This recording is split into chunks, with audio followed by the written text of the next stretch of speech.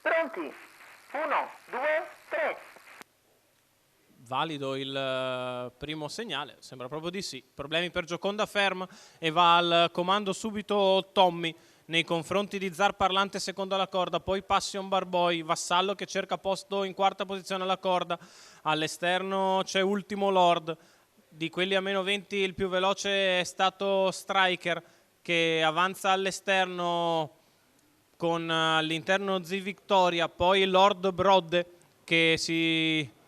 sembra voler scostare dai birilli mentre parcheggia Striker, sposta Lord Brodde dalle retrovie, intanto i primi 400 del leader in 31,1. Avanza al largo Lord Brodde, l'unico che prova a farsi luce trascinandosi Z Victoria e Aurora BF, trova l'anticipo da parte di Striker che sposta all'esterno e cerca di portarsi in avanti. Intanto i primi 600 sono andati via in un blandissimo 47,2. Tommy in vantaggio nei confronti di Zar Parlante, Passion Barboy, Vassallo, ancora Ultimo Lord a precedere Vandina, inizia ora l'avanzata Striker che si trascina Lord Brodde, quindi Z Victoria e Aurora BF che stampa alla retroguardia lungo i birilli Vaumar. Il primo giro in 1, 2 e 7. Si comincia ad accelerare, sposta a largo Vassallo che va in anticipo su Striker, gli offre punto di riferimento e cerca di portarsi sul leader Ultimo Lord Tommy che è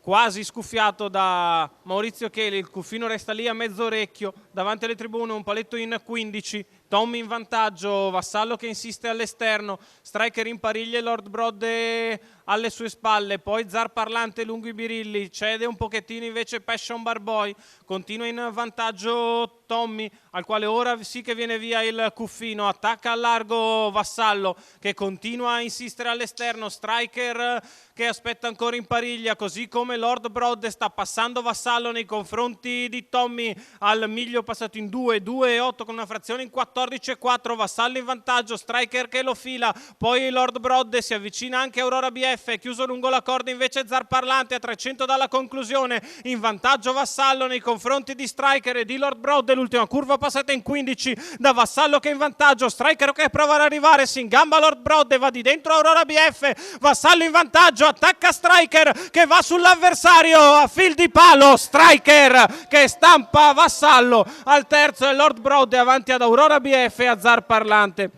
2,32 e mezzo il totale, 1,16,9 il ragguaglio cronometrico.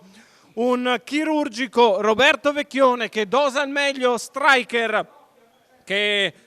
sul palo transita per primo nei confronti di Vassallo che ha fatto un numero ma può essere solo secondo, al terzo Lord Brodde, al quarto Aurora BF. Per i numeri alti che la fanno da padrone, il successo da parte di Striker, Emanuele Ossani al training, Andrea Farrugia ai colori, il lavoro di Niccolò Venturi, il successo di Striker che viene veramente guidato